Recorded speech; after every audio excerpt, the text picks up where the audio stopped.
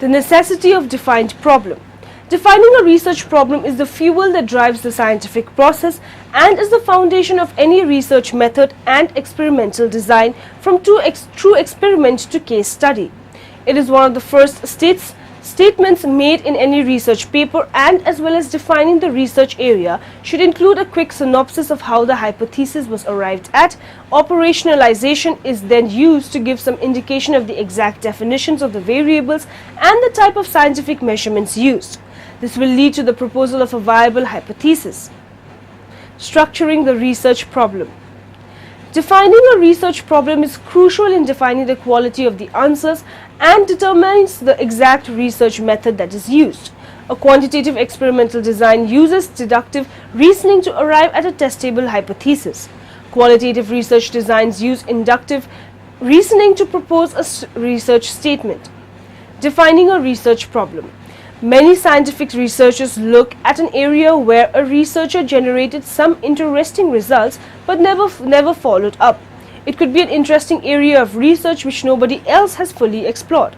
A scientist may even review a successful experiment, disagree with the results, the tests used or the methodology, and decide to refine the research process, retesting the hypothesis. This is called the conceptual definition and is an overall view of the problem.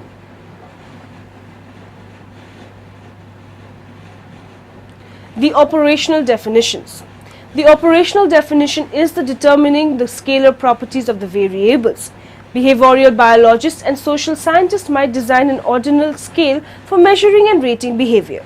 These measurements are always subjective but allow statistics and replication of the whole research method. This is all an essential part of defining a research problem. Formulating hypothesis. A research hypothesis is a statement of expectation or prediction that will be tested by research. Before formulating a research hypothesis, read about the topic of interest. Gain sufficient information about the topic that will enable us to narrow or limit it and express it as a research question.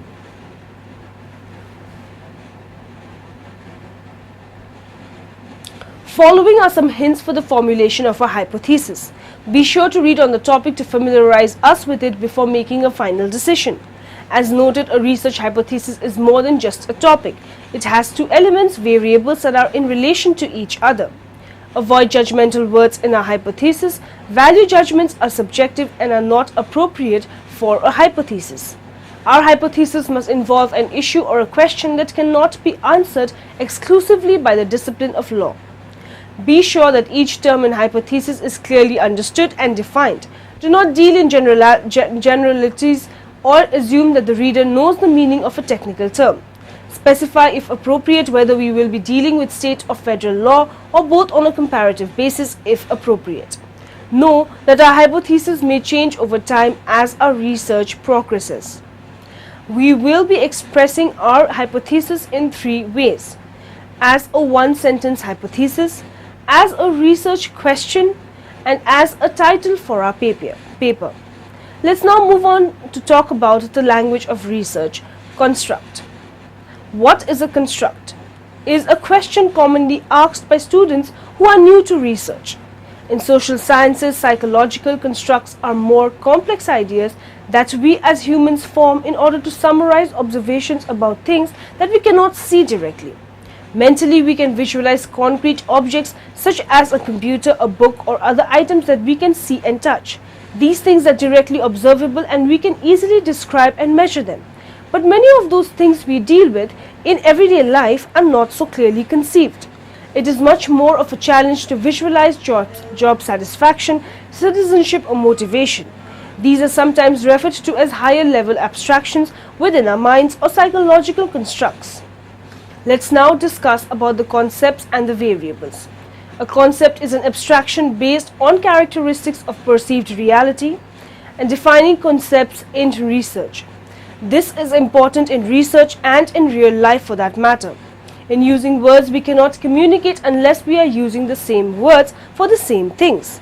They could both be right if they are defining the concepts of alienation differently. Generally speaking, we should think about three things when dealing with definitions and concepts. Keep the definitions clear. This is not easy because we use words to define other words. Usually definitions try to use more simple words to define more complex words. This is a useful way to approach definitions of abstract concepts. There are a variety of political dictionaries that can be useful. Make the definition appropriate. By appropriate means you use a definition that is consistent with the way the concept is used in the literature. What too many researchers do is stipulate a new definition for a term that others have used. Avoid defining concepts with related concepts. We should create definitions with simpler words as mentioned above. So if we are talking about ideology, we should say something like attitudes about the degree to which government should be involved in regulating economic matters and regulating personal behavior. Avoid circular definitions. Political alienation may be the degree to which one is alienated to politics, but that is not a good definition. Substitute the feeling of separation from for alienation and we are closer to a legitimate definition. Use simpler words to describe all the things in this metal box, variables and measurement. The text gives a definition for a variable, a measured concept. That is not quite good enough, because if we measure a concept, that is, if we turn it into something that can be observed and all the measurements come out the same, then it is a constant, not a variable. Reliability. It refers to the consistency of an operational measure. A reliable measure will yield the same results over and over again when applied to the same thing. An elastic yardstick is unreliable. Validity. It refers to whether the measure actually measures what it is supposed to measure. If a measure is unreliable, it is also invalid. Now let us talk about research proposal, writing. A research proposal is just that, it is what we propose to do. First, we need to think what we propose or intend to research. Once we have done this, the next step is to describe how we will conduct the research. Simply, research proposal should reflect what we are going to research, why we are going to research this particular area, and what is the significance of researching this area, and how are we going to conduct the research. The structure of a research proposal. While each discipline has some slightly different requirements for setting out a research proposal, the major differences will be dictated by the kind of research we are undertaking, whether we are doing what is called primary research or secondary research. Secondary research means that we are not gathering or creating our own empirical data, but we are using existing data that someone else has collected, recorded and analyzed.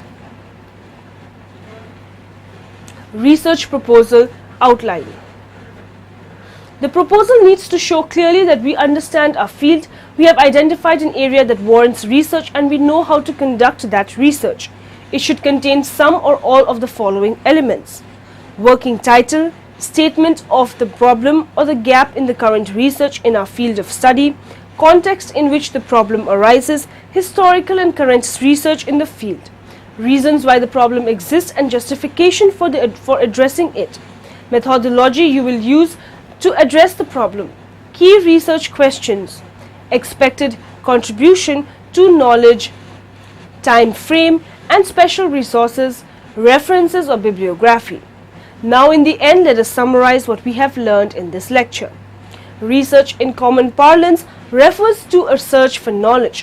One can also define research as a scientific and systematic search for pertinent information on a specific topic. Research process deals with the ways and strategies used by researchers to understand the world around us. A hypothesis is a prediction of expected outcomes. It states the relationships between variables that the researcher expects to find as a result of the study. Historical research involves understanding, studying, and explaining the past events. Its purpose is to arrive at some conclusions concerning the past occurrences that may help to anticipate or explain present or future events. Defining a research problem is the fuel that drives the scientific process and is the foundation of any research method and experimental design, from true experiment to case study.